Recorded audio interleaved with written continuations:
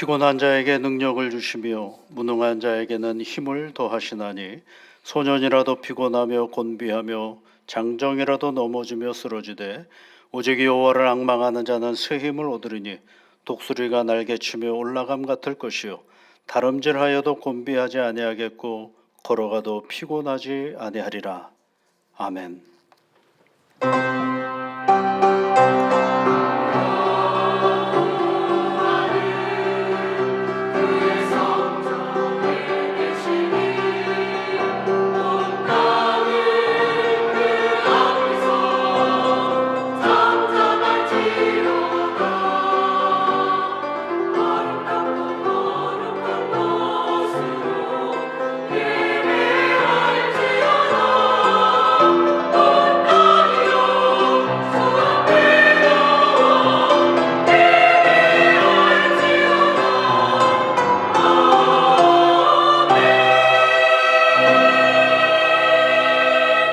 여호와를 앙망하는 자에게 새 힘을 주시는 하나님 아버지, 거룩하신 주의 이름을 경배하는 이 자리에 저희를 불러주셔서 감사드립니다. 이 시간 우리 하나님과 주 예수 그리스도의 은혜와 평강이 모든 주의 자녀들 가운데 임하시오며 하나 되게 하시는 성령의 능력으로 삼위일체 하나님께 영광과 찬송을 올려드리게 하옵소서. 주의 자녀들의 몸과 마음을 살피사 삼위일체 하나님으로 인해 사랑과 위로를 받는 시간 되게 하여 주옵소서. 예수 그리스도의 이름으로 기원하옵나이다. 아멘.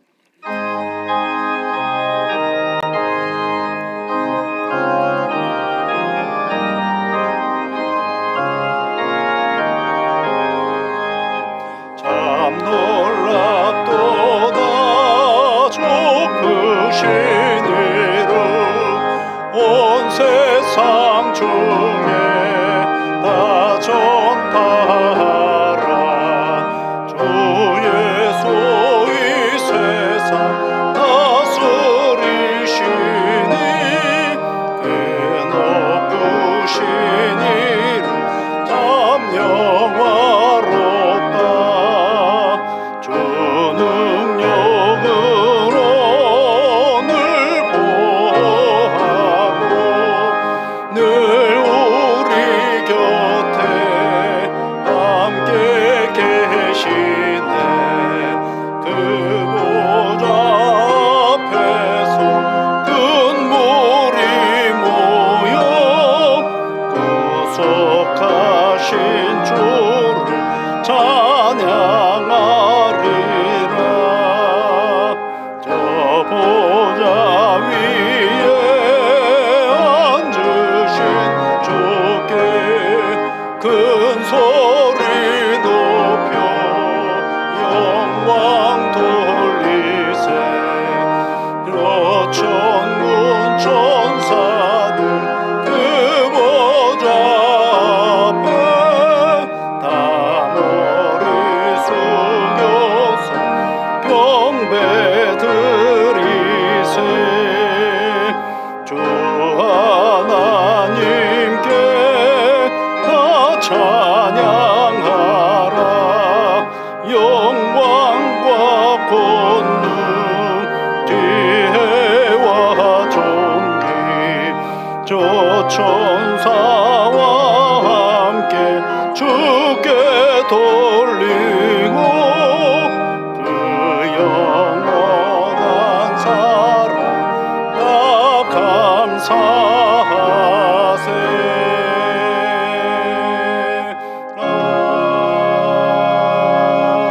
아멘.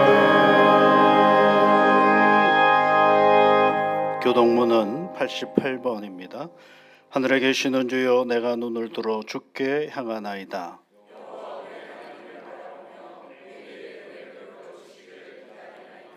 우리가 아직 죄인 되었을 때에 그리스도께서 우리를 위하여 죽으심으로 그러면 이제 우리가 그의 피로 말미암아 의롭다 하심을 받았으니 이는 아버지의 영광으로 말미암아 그리스도를 죽은 자 가운데 살리심과 같이 그러므로 너희가 그리스도 예수를 주로 받았으니 교훈을 받은 대로 믿음에 굳게 서서 감사함을 넘치게 하라. 아멘. 우리 사도신경으로 우리의 신앙을 함께 고백하겠습니다. 나는 전능하신 아버지 하나님 천지의 창조주를 믿습니다. 나는 그의 유일하신 아들 우리 주 예수 그리스도를 믿습니다. 그는 성령으로 잉태되어 동정녀 마리아에게서 나시고 본디오 빌라도에게 고난을 받아 십자가에 못 박혀 죽으시고 장사된 지 사흘 만에 죽은 자 가운데서 다시 살아나셨으며 하늘에 오르시어 전능하신 아버지 하나님 우편에 앉아 계시다가 거기로부터 살아있는 자와 죽은 자를 심판하러 오십니다. 나는 성령을 믿으며 거룩한 공교회와 성도의 교제와 죄를 용서받는 것과 몸의 부활과 영생을 믿습니다. 아멘.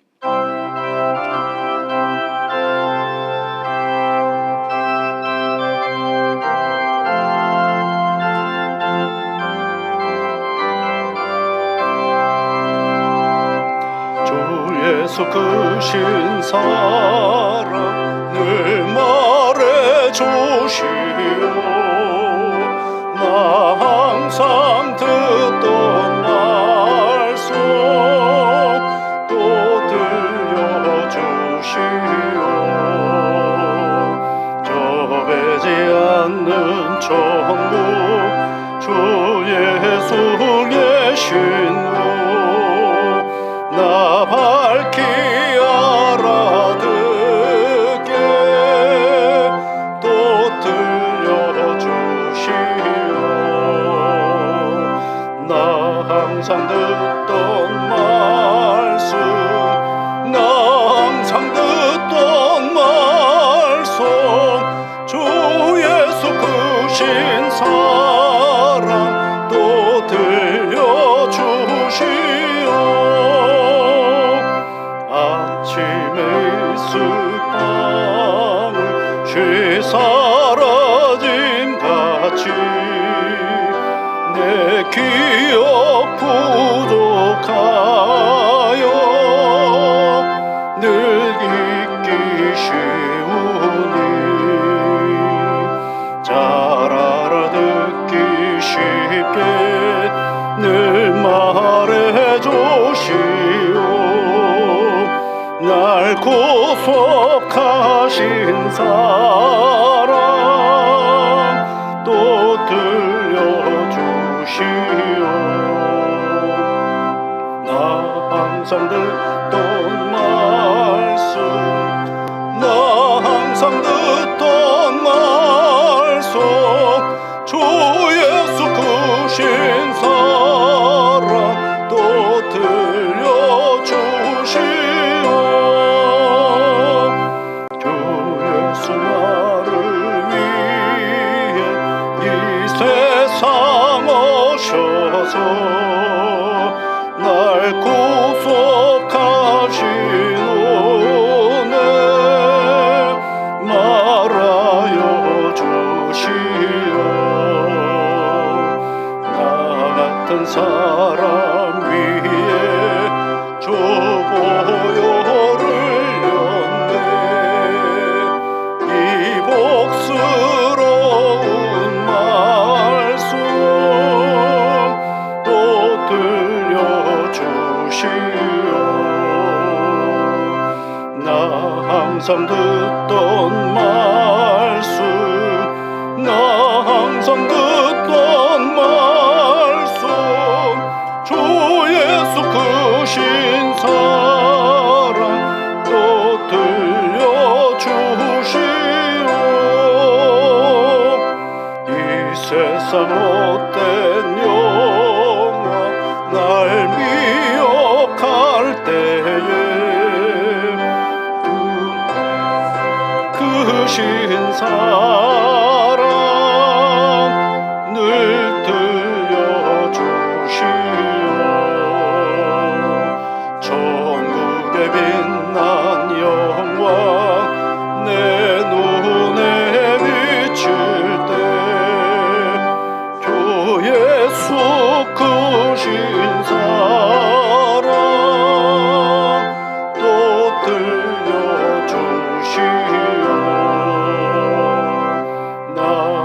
항상 듣던 말씀, 나 항상 듣던 말씀, 주 예수 크신 사랑 또 들려주시오.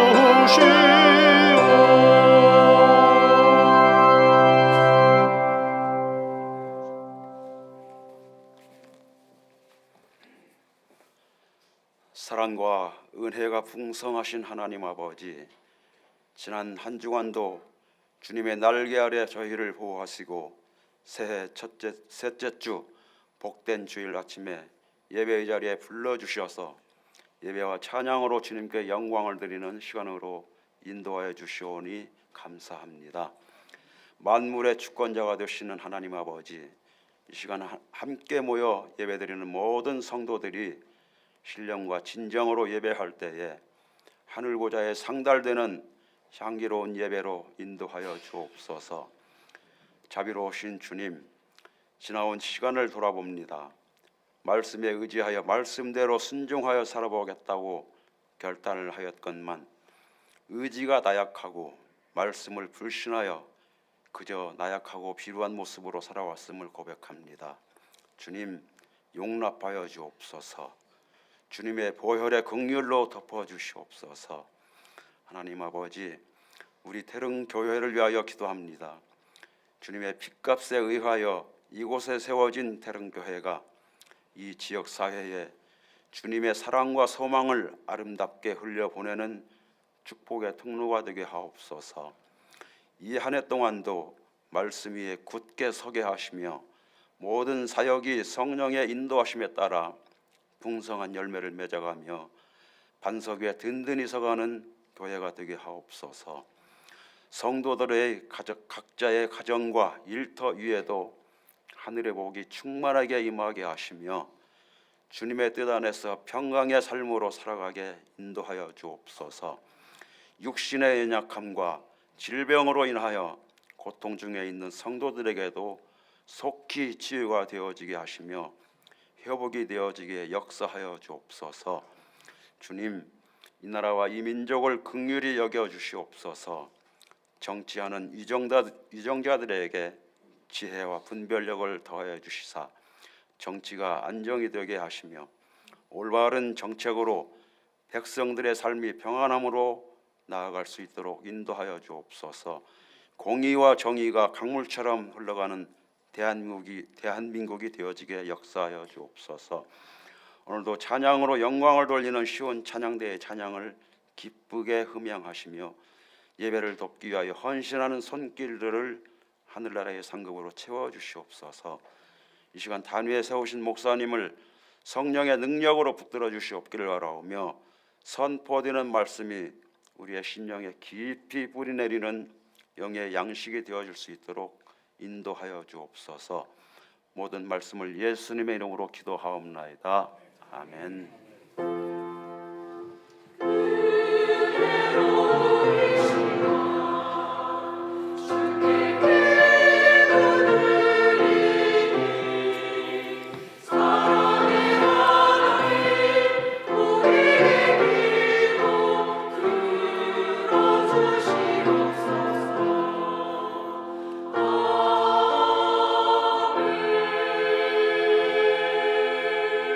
오늘 우리에게 주시는 하나님의 말씀은 구약성경 출애굽기 3장 1절부터 10절까지 말씀입니다.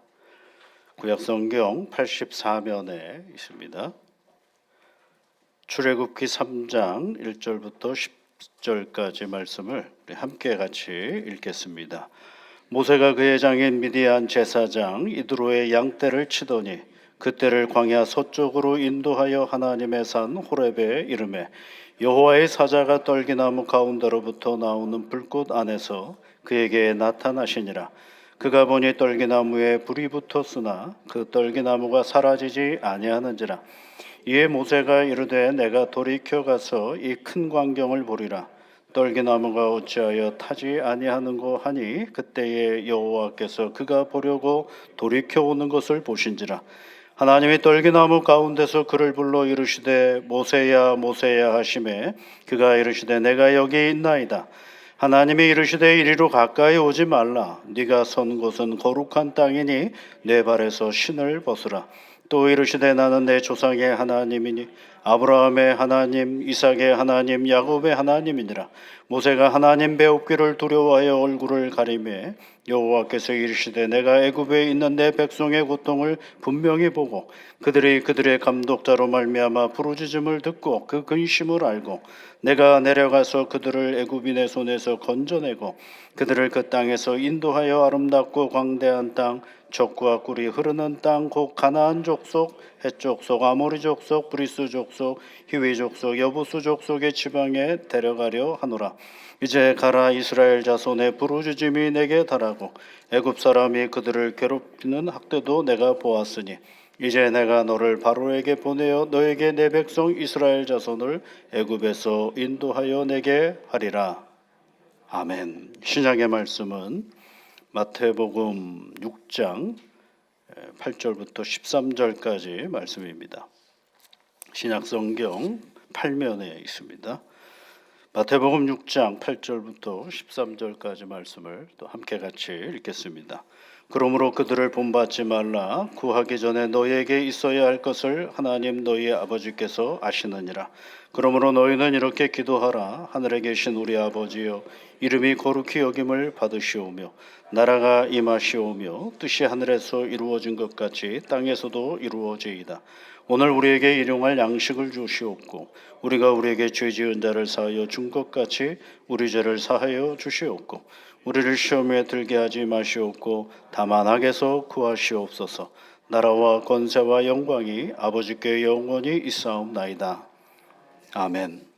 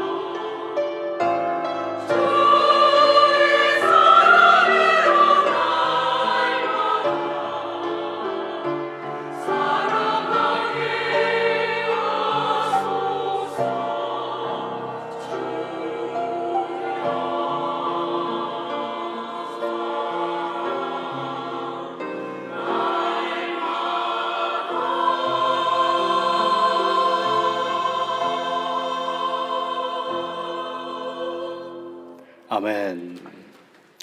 여러분, 우리는 지난주부터 주님이 우리에게 가르쳐 주신 주기도문을 하나씩 하나씩 살펴보고 있습니다. 지난주에는 주님이 그렇게 말씀하셨죠. 이렇게 기도하라 하시고선 하늘에 계신 우리 아버지요 이렇게 부르라고 얘기를 했습니다. 하나님을 아버지라고 부르라라고 말씀하셨습니다. 지난주에 우리가 보았던 말씀처럼 하나님을 아버지라고 부르는 건 예수님 때부터였다라는 것입니다. 그 전부터 하나님을 아버지라 부르지 않았고 예수님 때부터 예수님이 하나님을 아버지라 부르게 하셨고 성령이 우리에게 오셔서 우리가 하나님을 아바 아버지라 부를 수 있게 해주셨습니다. 그러니까 아버지라고 부르는 게 이게 주님이 우리에게 오셨기 때문에 우리를 하나님을 아버지라 부를 수가 있는 것이죠. 아버지의 뜻은 다른 것이 아닙니다. 우리가 아버지 그러면 당연히 뭘 또 떠올라요? 반대급부로 어머니. 그래서 어떤 이단은 하나님을 어머니라고 부르는 그런 존재도 있죠.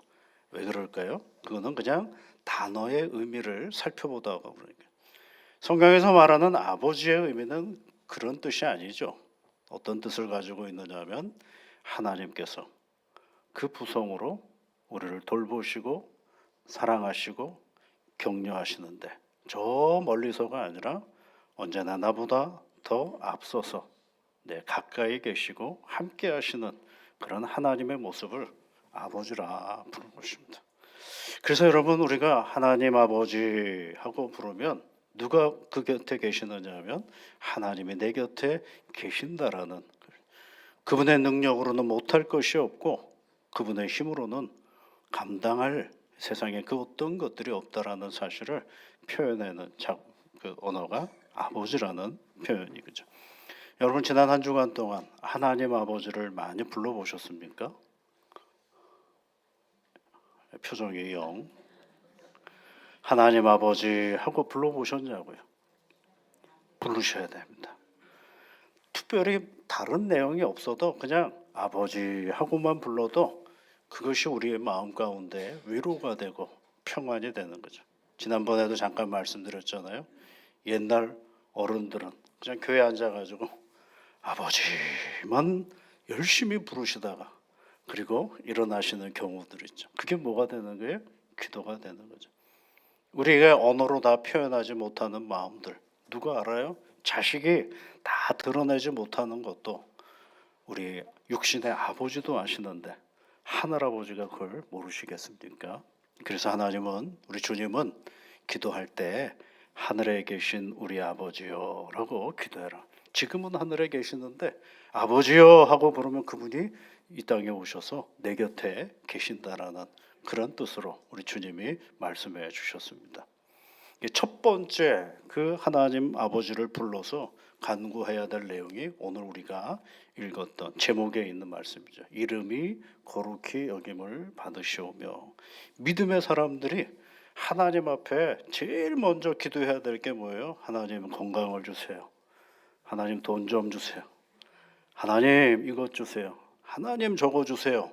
그거 필요해요. 그런데 우선은 뭘 달라고요? 하나님의 이름이 거룩히 여김을 받게 하옵소서라고 기도하는 것이 주님이 첫 번째 우리에게 가르쳐 주신 기도입니다. 여러분 세상의 첫 번째 사람이었던 아담은 하나님의 말씀을 결코 순종하지 아니하여서 그로 인하여 죄와 죽음의 종이 되어버리고 말았죠. 죄의 사람 아담에게 세상은 뭘 줬습니까? 가시와 엉겅퀴를 내는 저주의 땅이 되어버렸고 땀 흘려 일해야 되는 존재가 되었습니다. 그 후에 땅에 흩어진 사람들에게 하나님은 잊혀진 존재였습니다. 그 이후에 보면 하나님의 이름을 부르는 것이 없고 다 죄의 이야기들만 창세기 이후로 쭉 기록이 되어 있죠.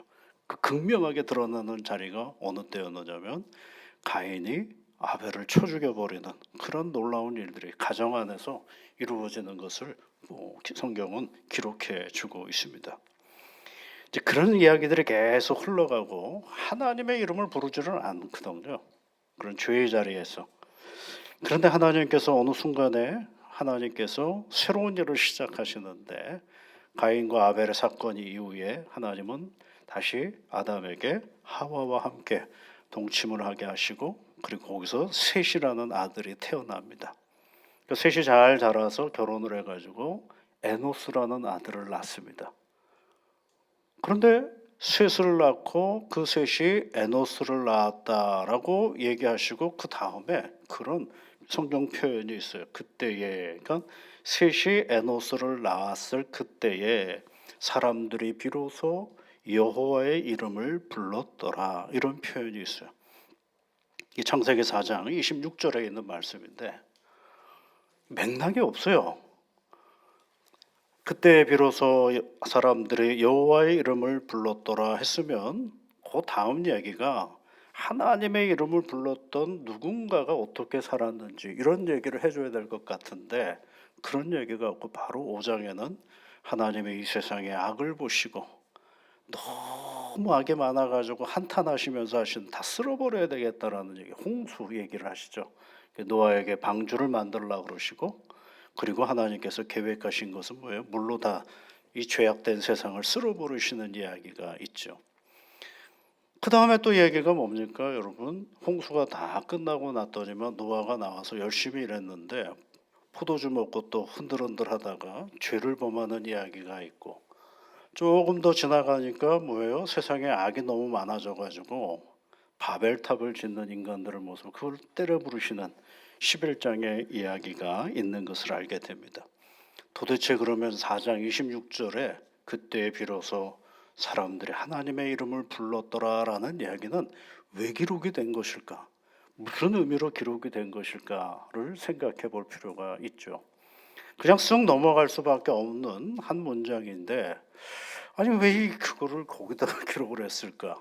하나님의 이름을 부르는 사람들이 많아졌다라고 한다면 죄의 이야기보다는 하나님을 잘 섬기는 사람들의 이야기가 진행되어질 바도 한데 그런 얘기는 없고 계속 죄의 이야기가 있어요. 그러다가 다시 또 하나님께서 창세기 12장에서 아브라함을 부르는 장면이 있습니다. 너의 친척 본토 아비 집을 떠나서 내가 너에게 약속한 그 땅으로 가라고 하시는 그 말씀을 따라 아브라함이 떠나죠.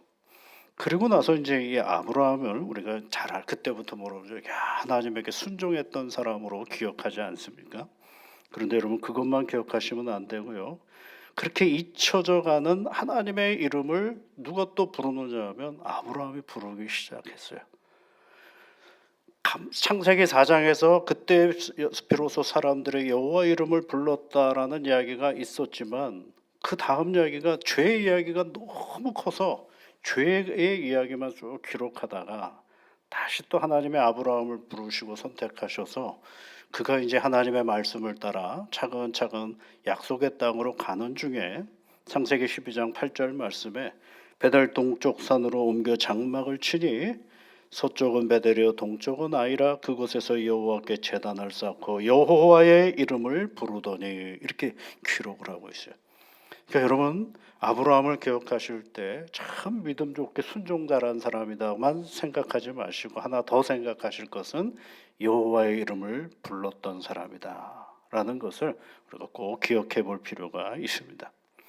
하나님의 이름을 부른다라는 건 그럼 무슨 얘기일까? 그것은 천지의 주제이신 하나님을 인정하며 그를 경배하는 신앙의 표현이 뭐예요? 하나님의 이름을 부르는 거죠.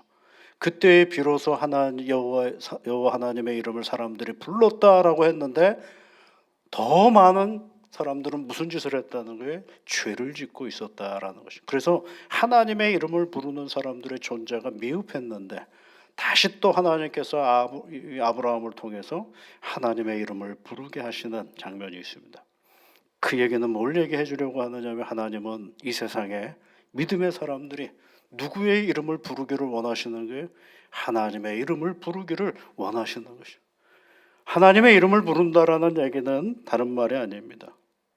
천지의 주제이신 이 세상을 지배하신 하나님, 그 하나님을 내가 인정하고 더러운 세상, 죄악된 이 세상 속에서도 그 하나님의 이름을 부르며 사는 것을 결코 포기하지 않겠다라는 결단의 행위가 하나님의 이름을 부른다라는 의미인 것이죠.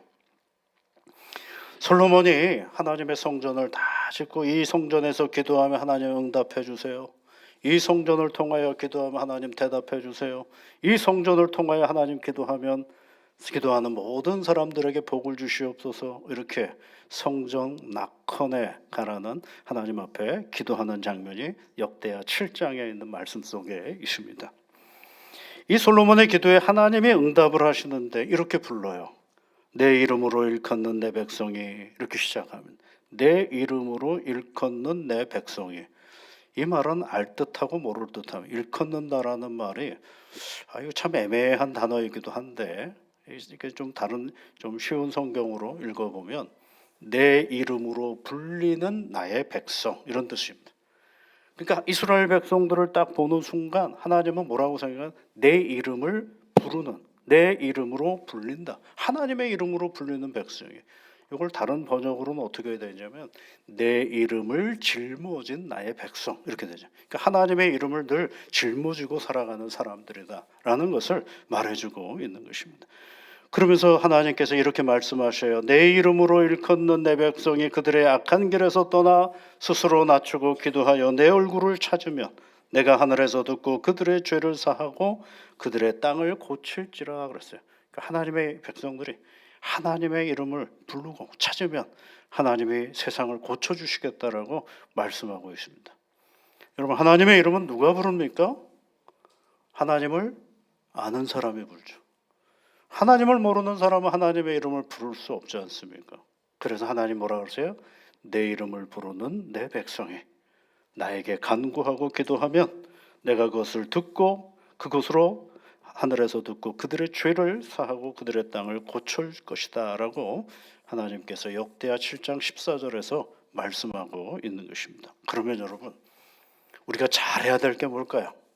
하나님의 이름을 부르는 것입니다. 그래서 여러분, 매일매일의 일상의 자림 속에서 하나님의 이름을 고르자. 그게 뭐예요, 여러분? 하나님 아버지라고 부릅니다. 어떤 때는 여호와 샬롬, 어떤 때는 여호와 삼마, 여호와 이레, 이런 하나님의 독특한 이름들을 불러보라는 것입니다. 그럼 하나님께서 어떻게 하시겠다는 거예요? 하늘에서 듣고 그들의 죄를 사하시고 그들의 땅을 고칠 것이다 라고 말씀해 주고 있습니다. 이처럼 하나님의 이름을 부른다라는 것은 하나님의 이름을 짊어진 하나님의 백성이 세상 속에서 하나님의 뜻을 이루어감으로 세상이 세상으로 하여금 하나님의 이름을 인정하게 하는 것을 말하는 것입니다. 여러분, 세상이요, 하나님을 모른다고 뭐라 그러지 마세요. 세상에 하나님을 모른다는 건 당연한 일입니다. 중요한 건 하나님을 알고 있다고는 우리가 무슨 일을 하고 무슨 짓을 하느냐가 중요한 것입니다. 하나님의 이름을 안다고 하는 내가 오늘 이 세상 속에서 그 하나님의 이름을 거룩하게 하는 일을 하고 있느냐, 이것이 하나님이 우리에게 묻는 질문이시지 왜 네가 살아가는 세상이 그 모양이냐고 묻는 건 아닙니다. 세상이 그 모양일 때 너는 뭐 하고 있느냐가 우리에게 질문하시는 내용인 것이죠. 그래서 여러분은 우리가 성경을 읽다가 보면 재미있는 일들이 참 많습니다. 그래서 하나님의 사람을 통해서 이방의 절대 권력자들이, 왕들이 하나님을 인정하고 하나님을 찬송하는 이야기들을 우리는 성경에서 많이 읽어보게 됩니다. 애굽의 바로 왕의 꿈을 꿨어요. 가만히 보니까 그 꿈을 도저히 해석해낼 수가 없어요. 그래서 유다 청년이었던 요셉을 불러다가 그 꿈을 해몽하게 하죠. 유다 청년이 요셉이 와서 꿈을 해몽합니다. 그 꿈의 해몽 내용은 간단합니다. 7년 동안 풍년이 될 것이고 그 다음 7년 동안 흉년이 될 것이다 라는 내용이었습니다. 그리고 나서 요셉이 바로 왕에게 이렇게 얘기를 합니다. 이제 명철하고 지혜 있는 사람을 택하여 애굽 땅을 다스리시옵소서라고 얘기합니다. 자, 꿈이 이 모양이니까 이제 지혜롭고 똑똑한 사람들을 왕이 선택하여서 이제 7년 풍년을 어떻게 다스릴 것이며 흉년을 어떻게 이끌어갈 것인지를 계획 세우고 행하라라고 가르쳐 줍니다. 요셉은 내가 하겠다가 아니었습니다. 내가 할 수 있습니다도 아니었습니다. 자기는 뭐만 하는 사람이었어요? 꿈 해몽하는 사람으로 불려봤으니 거기까지만 얘기를 한 것입니다. 이 말을 다 듣고 있던 바로와 신하들이 요셉이 하는 말을 좋게 여겼다라고 성경이 기록했어요. 이게 뭐예요? 아, 그럴듯하구나. 야, 요셉이 하는 말이 그럴듯하네. 괜찮네. 아하, 그래야 되겠네. 라고 생각했다라는 거예요. 화를 낸 게 아니죠. 무슨 꿈을 그렇게 막 해몽하냐라고 꾸짖는 게 아니라 그 꿈 해몽이 타당성이 있고 괜찮고 굉장히 합리적이라고 바로와 그의 신하들이 인정했다라는 것입니다. 그리고 나서 여러분, 바로가 신하들에게 이렇게 얘기를 합니다.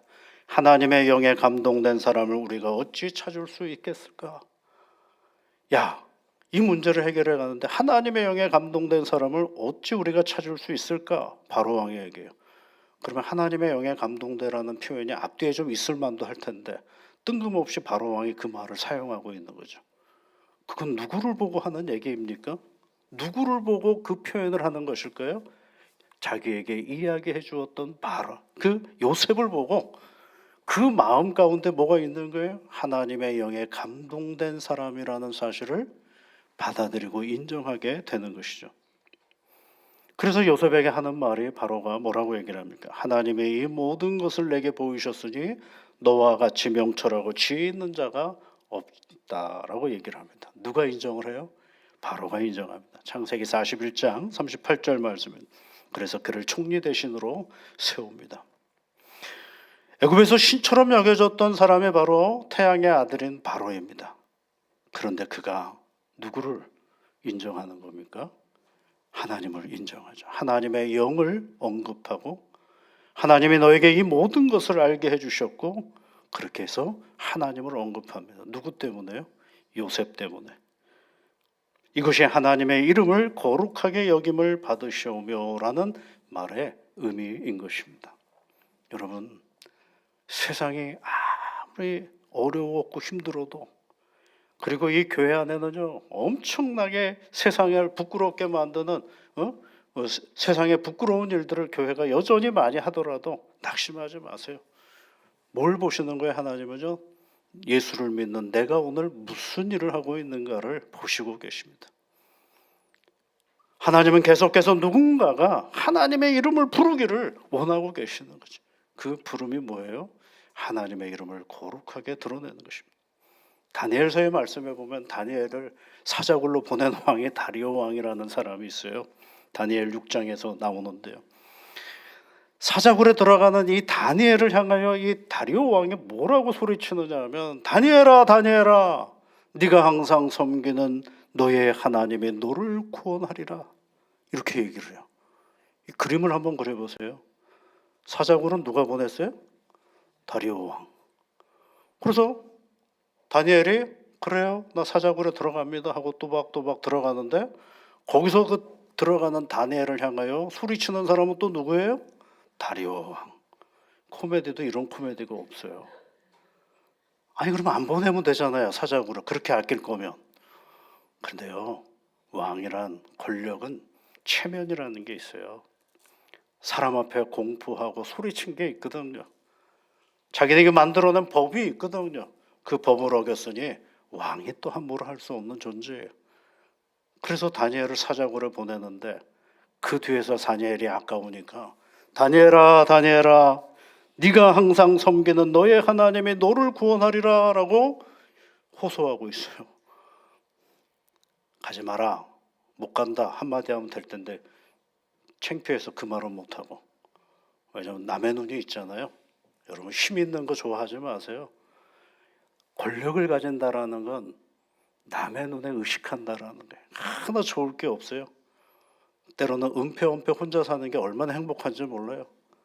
아무도 없는 곳에서 나를 아는 모르는 곳에서 혼자 사는 게 얼마나 좋은지 몰라요. 한 번은 예전에 다른 교회에 있을 때인데요. 강남의 어디 식당에서 밥을 먹고 있는데 돈을 내려고 그랬더니 돈을 냈대요 누가. 그래서 제가 그때 깜짝 놀랐잖아요. 와, 내 돈이 굳었다가 아니라 누가 나를 보고 있구나. 여러분 힘 있는 게 하나 좋은 게 없어요.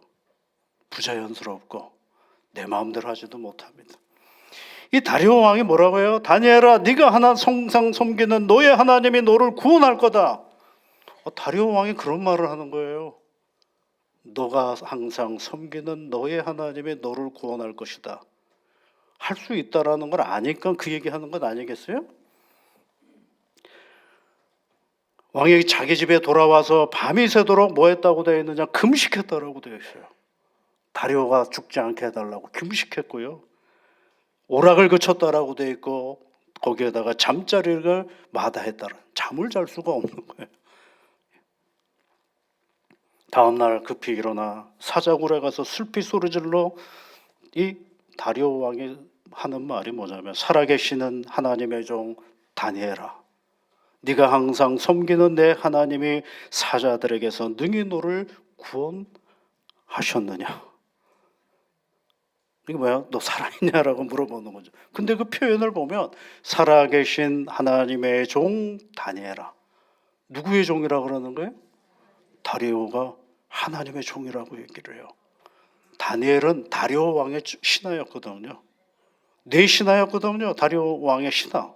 그런데 그렇게 말하지 않고 살아계신 하나님의 종 다니엘아, 네가 항상 섬기는 너의 하나님이 너를 살렸느냐라고 물어보는 거죠.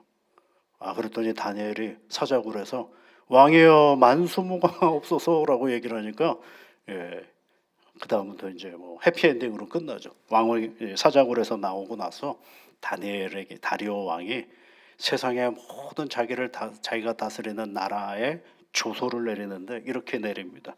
내 나라 관할 아래에 있는 사람들은 다 다니엘의 하나님 앞에서 떨며 두려워할지니 그는 살아계시는 하나님이시요 영원히 변하지 않으실 것이요 그의 권세는 무궁할 것이니라 라고 얘기를 합니다. 누구 때문에 이렇게 된 겁니까? 다니엘 때문에. 한 사람 다니엘이 오직 하나님만 의지하고 살았으니 그의 이름이 다니엘로 인해서 하나님의 이름이 거룩히 여김을 받는 놀라운 역사가 있습니다. 여러분, 하나님이 오늘 우리에게도 그 기도를 하라고 하는 이유가 거기에 있는 거예요. 나로 인하여 누구의 이름이 거룩해지는 거예요? 하나님의 이름이 거룩하여지는 그 역사를 우리에게 가르치고 그리고 기도하라고 말씀하고 있는 것입니다. 하나님의 백성이 자신이 사는 세상에서 존재하는 이유는 그들이 하나님의 거룩하신 이름을 짊어진 백성이기 때문에 그렇습니다. 세상에 하나님의 이름을 함부로 대할 때 하나님을 믿는 그리스도인들이 할 일은 다름이 아니라 하나님의 이름이 거룩히 여김을 받도록 사는 것이 바로 우리가 해야 할 일인 것입니다. 오늘도 여러분 얼마나 많은 곳에서 교회를 폄하하는지 모릅니다. 교회 다니는 사람도 교회를 욕하는 사람들도 있습니다. 뭐 자기 생각대로 얘기하는 거니까. 그런데 잊지 마십시오. 정말 우리가 예수를 잘 믿는다라는 건 다른 것이 아니라 우리의 삶을 통하여 하나님의 이름이 거룩히 여김을 받도록 하는 일이에요. 그것을 위해서 오늘 우리를 부르신 것입니다. 세상에 있는 그리스도인들이 하나님의 이름을 거룩하게 하려면 어떻게 해야 될까? 오늘 읽은 구약의 말씀 속에서 우리에게 가르쳐 줍니다. 오늘 구약의 말씀은 그거죠. 우리가 잘 아는 모세를 부르시는 하나님의 사명 이야기입니다. 그래서 모세를 출애굽의 역사의 주인공으로 세워가시는 장면이죠. 그 시작은 이렇습니다. 어느 날 광야에서 목자로서의 일을 감당하고 있는데 떨기나무에 불이 붙었는데 나무가 타지를 않아요. 신비롭지 않습니까? 그래서 그 자리로 터벅터벅 가고 있는데 그만 오라라고 말씀하시죠. 하나님께서. 그리고서 네가 서 있는 그 땅이 거룩한 땅이니 내 신을 벗으라라고 말씀하십니다. 오지 말라, 내가 쏜 곳은 거룩한 땅이니 내 발에서 신을 벗으라라고 말씀을 하십니다. 사명을 주실 때, 하나님이 부르실 때, 그리고 사명을 일을 맡기실 때 그 사이에 뭐가 있느냐 하면 지금 너와 내가 서 있는 이 땅은 거룩한 땅이니 신을 벗으라라고 말씀하고 있습니다. 아니, 거룩한 하나님을 만나는 자리니까 거룩한 땅이라는 것까지는 그래도 이해할 수 있을 터인데 갑자기 신을 벗으라라고 얘기를 하는 걸까요? 여러분 지금 신고 있는 그런 좋은 신도 아니지 않습니까? 신을 벗으나 안 벗으나 큰 차이 없을 것 같지 않습니까? 그런데 그 먼지투성의 신을 벗으라라고 말하고 있습니다. 이 모세에게만 이런 줄 알았더니 말이죠. 나중에 여호수아서의 말씀을 보면 여리고 성을 무너뜨리기 전에 하나님께서 여호수아 앞에 여호와의 군대 장관을 보내셔서 하나님의 말씀을 전할 때에 그 여호수아의 군대 장관이 여호수아에게 하시는 말씀이 뭐냐면 네 발에서 신을 벗으라라는 말을 해요. 그리고 네가 선 곳은 거룩한 곳이니 하니 여호수아가 그대로 행하였더라. 여호수아 5장 15절에 있는 말씀이죠. 모세를 부르시면서 신을 벗으라. 여호수아를 부르시면서 신을 벗으라라고 말씀하고 있습니다. 그렇다면 신을 벗는다라는 말은 어떤 의미가 있는 것이 아니겠습니까? 그러면 여러분 우리가 성경을 읽다가 갑자기 낯선 표현들이 나오면 너무 당황해하지 마시고 어딘가에 있어요. 그래서 성경을 해석하는 방법은 성경이 성경을 해석하도록 해줘야 됩니다. 성경이 뭘 한다고요? 성경을 해석해야 돼. 그러려면 어떻게 해야 될까요? 성경을 어떻게 해야 되겠어요? 읽어봐야죠. 자꾸 읽어봐야죠. 읽다가 보면 아하 이거 어디서 나왔는데 라는 것들이 알게 되죠. 이 신명기에 가보면 신명기 25장에 신에 대한 이야기, 신발 벗는 이야기가 나와요. 이스라엘이 이제 하나님의 백성으로서 삶을 살아갈 때에 하나님의 그 율법의 정신을 삶의 자리 속에서 진행해 나가야 되거든요. 그럴 때 사회생활 속에서 가족관계 속에서 하나의 법을 만들었는데 그 기업 물을 자라는 법이 있어요. 그게 무슨 얘기냐면 전쟁이 있고 가난이 있지 않겠습니까? 그러다 보면 어느 가정에 남편이 일찍 죽을 때가 있어요. 그럴 때 여러분 하나님이 가장 긍휼히 여기는 존재가 뭐냐면 나그네와 고아와 과부거든요. 하나님의 가장 약자들을 돌보시는 그 형편에서 남편이 죽은 그 아내 여인은 굉장히 삶의 터전이 간단치가 않은 삶의 자리거든요. 그것을 일종의 보호하기 위하여 기업 물을 자라는 제도를 만들었습니다. 그것이 뭐냐면 큰형의 아내가 만약에 큰형이 죽고 아내가 있으면 둘째가 그 아내와 함께 같이 사는 거죠. 둘째가 죽으면 또 셋째가 죽으면 넷째가. 그래서 한 사람의 존재의 가치를 잃어버리지 않도록 하나님께서 배려하고 준비하는 거죠. 그래서 예수님이 신약에서 그런 말씀을 하잖아요. 첫째 형이 죽고 남은 그 형수를 둘째가, 셋째가. 그랬을 때 하늘나라에서 누구의 아내가 됩니까? 라는 질문을 받는 그 장면이 있지 않습니까? 그게 일종의 기업 물을 자의 제도입니다. 그런데 그 책임을 안 하겠다고 하는 사람들이 왕왕 생기는 거죠. 나는 그런 걸 못해요 라고, 나는 내 사는 것도 힘들어 죽겠는데 무슨 남의 것까지 책임을 지냐라고 할 때 그 기업 물을 권한을 포기하는 하나의 약식이 있어요. 그것이 이제 신명기에 등장하는데 신명기 25장 9절 10절에 있는 말씀 속에서 그의 형제의 아내가 사람들을 불러 모읍니다. 그걸 장로라고 표현되어져 있어요. 당시에 마을에 리더들을 다 불러 모은 것입니다. 그러니까 남편이 죽은 아내가 불러 모읍니다. 그리고 자기의 기업을 물을 자 그 동생이든지 또 누군가를 불러서 같이 그 마을에서 회의를 하는 것입니다. 그러면서 그에게 나아가서 제일 먼저 하는 행위가 뭐냐면 그의 발에서 신을 벗기고 그의 얼굴에 침을 뱉으며 이르기를 그의 형제의 집을 세우기를 즐겨하지 아니하는 자에게는 이같이 할 것이라 해놓고선 이스라엘 중에서 그의 이름을 신벗김 받은 자의 집이라 라고 부를 것이니라 라고 얘기를 하는 거죠. 그러니까 기업을 물어서 당연히 그 한 어려운 가정을 돌보아야 되는데 나 그런 거 못합니다 라고 할 때에는 그 사람과 그 당사자가 함께 모여서 그에게 신을 벗기고 그리고 그 얼굴에 침을 뱉어서 그 기업 물지 못하는 자를 향하여서 별명을 붙여주는데 신벗김 받은 자라는 별명을 붙여준다라는 것이 이스라엘 백성들이 가지고 있는 하나의 기업을 무르지 않는 자에 대한 이야기입니다. 이 이야기가 여러분 룻기에도 가면 또 항상 등장합니다. 룻기는 나오미와 시어머니 나오미와 며느리 룻의 이야기죠. 이네들은 다 이스라엘 땅을 떠나서 살다가 나오미가 남편을 잃고 또 룻도 남편을 잃고 그래서 남자들이 다 죽었어요. 그래서 이제 이 나오미가 자부들을 향하여서 니네 고향으로 다 가라 그랬는데 첫째 자부는 돌아갔고 둘째 자부인 이 룻은 가지를 않습니다. 그래서 그 대표적인 그런 선언을 하죠. 어머니의 하나님이 나의 하나님이 되고 어머니가 가는 곳에 나도 갑니다. 이런 멋진 이야기를 하지 않습니까? 그리고 이제 유대 땅으로 돌아갑니다. 그런데 이제 유대 땅에 돌아와 보니까 또 역시 남편을 잃어버린 이 두 여인에 대한 기업 물을 자가 있어야 될 것 같아서 첫 번째 기업 물을 자가 나왔는데, 그리고 사실은 이 나오미는 그 유대의 유력자였던 마을의 유력자는 보아스라는 사람에게 이 룻과 보아스가 서로 결혼하기를 바랬는데 기업 물을 우선순위에서 둘째 부분이거든요. 그랬더니 이 기업 물을 자가 나는 그것을 포기합니다라고 하면서 이야기하는 장면이 있어요. 룻기 4장 7절 8절에 있는 말씀인데요. 그 이야기 속에서 이렇게 얘기를 합니다.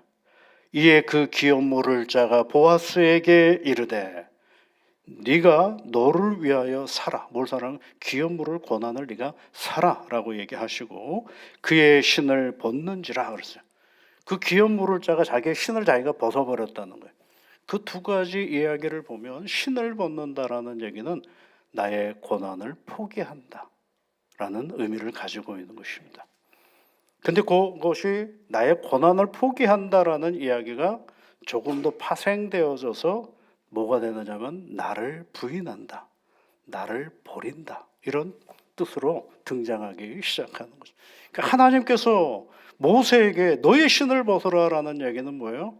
너를 버려라, 너를 포기해라, 그런 말씀인 것입니다. 그리고 나서 뭘 주신 거예요? 하나님의 사명을 그에게 주신 것입니다. 모세에게 신을 벗으라 하신 것은 하나님 앞에서 자신을 포기하라는 것입니다. 여러분, 거룩의 시작은 우리가 하나님을 위해서 무언가를 잘하겠다라고 거기서부터 시작되는 것이 아니라 하나님 앞에 나를 포기할 때 그 거룩의 시작인 것입니다. 나를 포기할 때 하나님의 거룩함이 드러나기 시작하는 것입니다. 그래서 예수님이 사람들에게 뭐라고 얘기했어요? 나를 따르려거든. 그 다음에 뭐예요, 여러분? 자기를 말하고 싶지 않죠. 진짜 어려운 단어거든요. 말하고 싶지 않죠. 그 얘기는요. 그냥 나를 따르려거든 아멘 하거라 그러면 되는 건데, 그죠? 근데 안 그러고 뭐라고 얘기했어요? 나를 따르려거든 자기를 부인하라 그러지. 자기를 부인하고 나를 따를 것이니라 그랬어요. 그래요, 여러분. 하나님을 따르는 건 얼마나 거룩한 일입니까? 그러려면 나를 어떻게 해야 돼요? 말하고 싶지 않죠. 지금 이렇게 설교 듣는 시간에도 이해가 될 것 같은데 말은 하고 싶지 않아요. 왜요? 부인해야 되거든요. 포기해야 되거든요. 나를 포기하지 않으면 하나님과 함께 갈 수가 없는 것이에요. 내가 죽지 않으면 하나님과 함께 갈 수가 없어요. 그게 거룩의 시작이거든요. 그래서 예수님이 요한복음 10장에서 뭐라고 말씀하셨습니까? 내가 스스로 버리노라. 예수님이 하신 말씀이 뭐예요? 내가 스스로 누구를 버리는 거예요? 나를 버리노라. 나를 버리노라 그랬어요. 그래서 하늘 보좌를 버리시고 우리에게 오셨고 나를 버리셔서 십자가의 고난을 걸으셨고 그래서 나를 버리시고 십자가의 죽음을 통하여 나를 살리셨습니다. 그게 뭐예요? 거룩의 시작인 것입니다. 예수님이 제자를 부르실 때 내가 나를 따르라, 내가 너희를 사람을 낚는 어부가 되리라 라고 부르셨죠. 그때 성경은 그 다음에 뭐라고 표현되어져 있느냐면 모든 것을 버려두고, 제자들이 모든 것을 버려두고 예수를 쫓으니라 이렇게 되어 있어요. 다 가지고는 갈 수 없어요. 내가 만든 나가 내 안에 가득한 체면과 내가 만들어냈던 그 무엇으로 우리는 주님을 쫓아갈 수가 없어요. 버려야 됩니다. 그래서 예수를 잘 믿는다라는 건 날마다 버리는 훈련을 잘하는, 사도 바울이 날마다 자기를 어떻게 해요? 나는 날마다 죽노라라고 했던 이유가 바로 거기에 있는 것입니다. 여러분, 사랑하는 성도 여러분, 이름이 거룩히 여김을 받으시오며 라는 게 뭐예요? 하나님이 이 땅의 주관자이신 것을 내가 알고 그 하나님의 이름을 잘 거룩하게 드러내는 나의 삶의 자리가 되도록 기도하라는 것인데, 그 하나님의 이름이 거룩한, 나를 통해서 거룩한 하나님의 이름이 드러나려면 누가 죽어야 된다는 거예요? 내가 죽어야 한다라는 것입니다. 나를 포기하지 않고 하나님의 이름을 거룩히 드러난다라는 건 있을 수 없음을 우리에게 말씀해 주고 있는 것입니다. 그래서 제일 먼저 기도하라는 게 뭐예요? 하나님의 이름이 거룩히 여김을 받으시오며. 누구를 통해서? 그 사람을 통해서요? 나를 통해서 하나님의 이름이 거룩하게 여김을 받기를 기도하라라고 우리에게 말씀하고 있습니다. 하나님, 아버지 하고 부르시고, 나로 인하여 하나님의 이름이 이 세상 속에서 거룩히 여기는 복된 우리의 일상이 되게 해달라고 늘 기도하며 나가는 태능교회 모든 성도님들이 되시기를 주의 이름으로 축복합니다. 하나님 고맙습니다. 오늘도 하나님의 말씀을 읽고 또 그 말씀을 함께 나누게 하셨습니다. 우리에게 가르쳐 주신 기도가 하나님 아버지를 부르라 하셨고, 그리고 하나님의 이름이 우리가 살아가는 이 세상 속에서 오늘도 거룩히 여김을 받도록 기도하라라고 말씀하셨습니다. 거룩하신 아버지 하나님, 우리가 하나님 앞에 나아갈 때마다 내 자신이 늘 포기되어지고 내 자신이 늘 부인되어질 때 내 안에 계시는 그리스도가 나를 살게 하시는 은혜를 늘 보며 나아가는 믿음의 자녀들이 다 되도록 도와주시옵소서. 예수님 이름으로 기도드립니다. 아멘.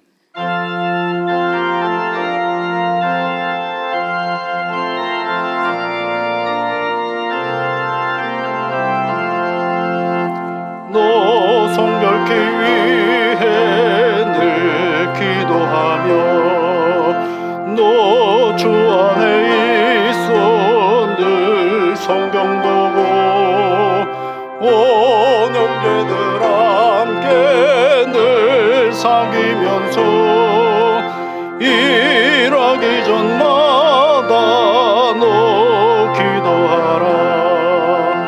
너 성결케 위해 내 머리 숙여 정밀히 계신 내 주께 빌라. 주 사귀어 살면 주 닮으리니 널 보는 이마다 주 생각하라. 너 성결케 위해 주 따라가고 일 다급하여도 당황치 말고 참 즐거울 때나 또 슬플 때나 너 주님만 믿고 늘 따라가라. 너 성결케 위해 늘 기도하며 내 소원을 주께 다 맡기어라.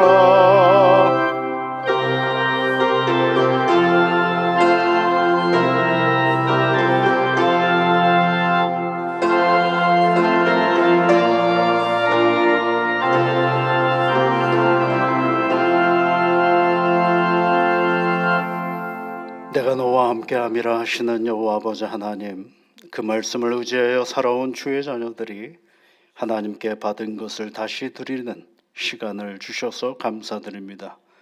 세상에서 귀히 여기고 얻으려고 무척 수고하고 노력하는 것들인데 움킨 것을 놓지 않으려는 우리의 마음을 뒤로하고 하나님 앞에 내려놓는 이 시간이 오니 주의 자녀들을 기억하시고 다시 수고의 복으로 성취의 기쁨을 누리는 새로운 한 주간이 되게 하여 주옵소서. 무엇을 드릴까, 얼마를 드릴까가 우리의 질문이 아니라 하나님께 감사하는 마음과 나보다 나를 더 잘 아시는 하나님 앞에 서는 우리 자신이 되는 길을 묻고 답을 찾는 헌신을 잊지 않게 하여 주옵소서. 하나님 아버지, 취하는 것에 집착하여 잃어버리고 놓치는 것을 못 보는 우리를 범하지 않도록 절제와 분별의 은혜를 저희들에게 주옵소서. 만만치 않은 세상살이 속에서 지혜와 용기를 주시사 하나님의 이름을 거룩히 여김을 받게 하는 삶의 형편들이 되도록 인도하여 주옵소서. 치유하시고 회복의 은혜를 주시는 여호와 아버지 하나님, 하나님의 이름으로 경외하는 믿음의 사람들이 병상에 있을 때 주의 성령께서 친히 함께하여 주시고 하나님의 자비와 긍휼하심에서 나오는 치료의 광선을 비춰주시사 회복의 기적을 보여주시옵소서. 그리하여 일상이 주는 감동과 감사의 삶이 새로운 한 주간에 펼쳐지게 도와주시옵소서. 우리 구주 예수 그리스도의 이름으로 기도하옵나이다. 아멘.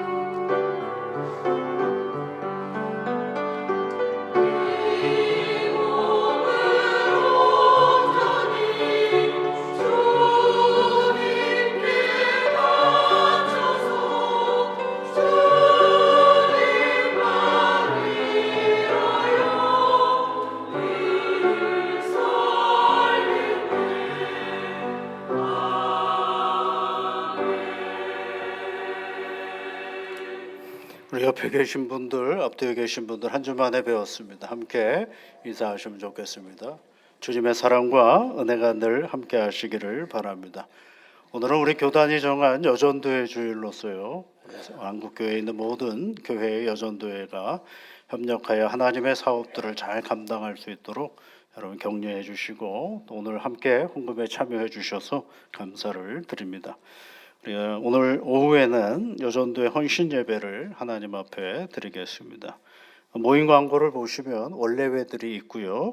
또 소그룹 리더 모임, 우리 교회 안에 있는 소그룹들이 몇 군데가 있는데 그들이 한 해 동안 지나온 것들을 평가해보고 새로운 해에 해야 할 여러 가지 일들을 함께 나누는 시간을 가지려고 합니다.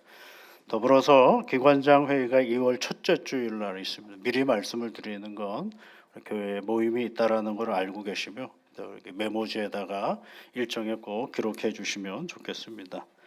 김한태 집사님, 정선옥 권사님 이사를 하셨습니다. 새로운 가정에서 또 복을 많이 받는 가정이 되도록 여러분 함께 기도해 주시고요.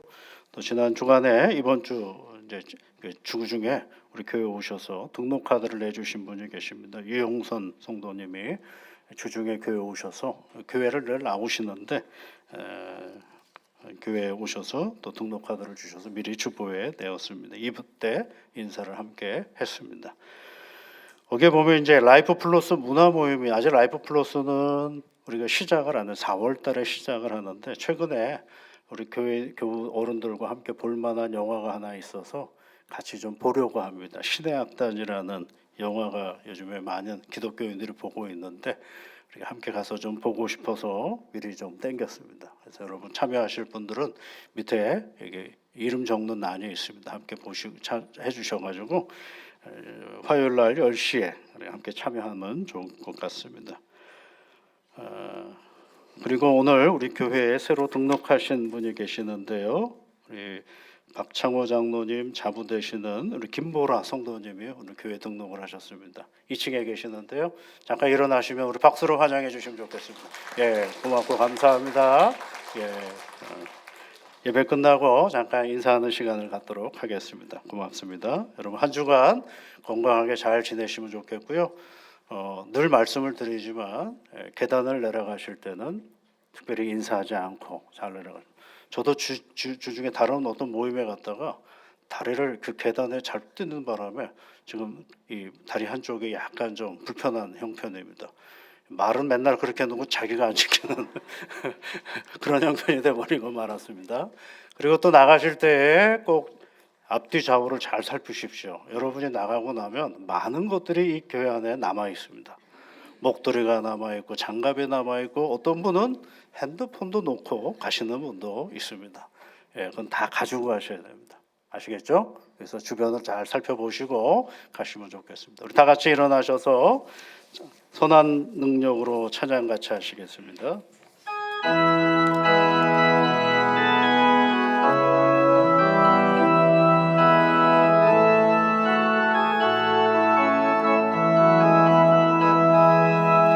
그 선한 힘에 고요히 감사하며 그 놀라운 평화를 누리며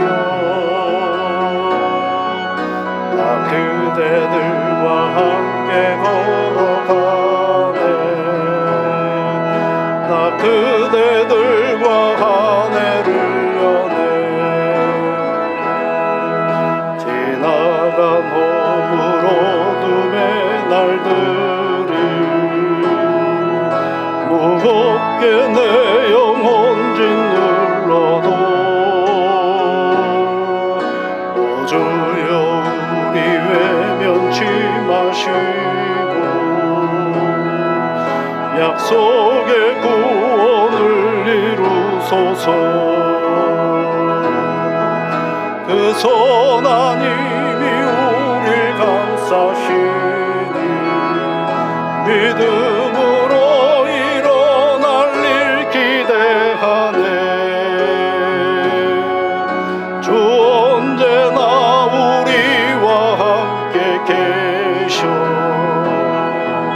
하루 또 하루가 늘 새로워. 주께서 밝히신 작은 촛불이 어둠을 헤치고 타오르네. 그 빛에 우리 모두 하나 되어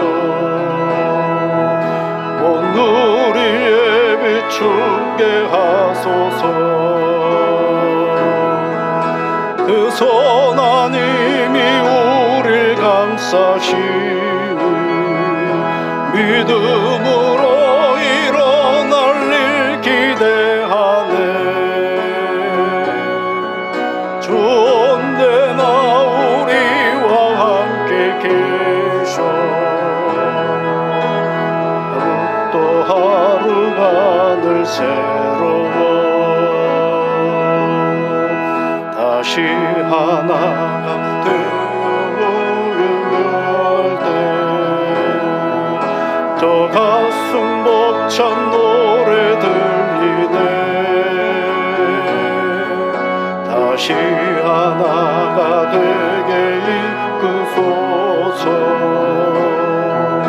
당신의 빛이 빛나는 이 밤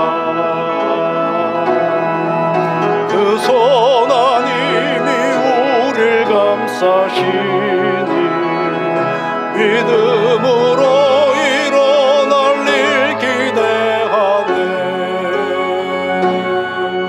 주 언제나 우리와 함께 계셔 하루 또 하루가 늘 새로워.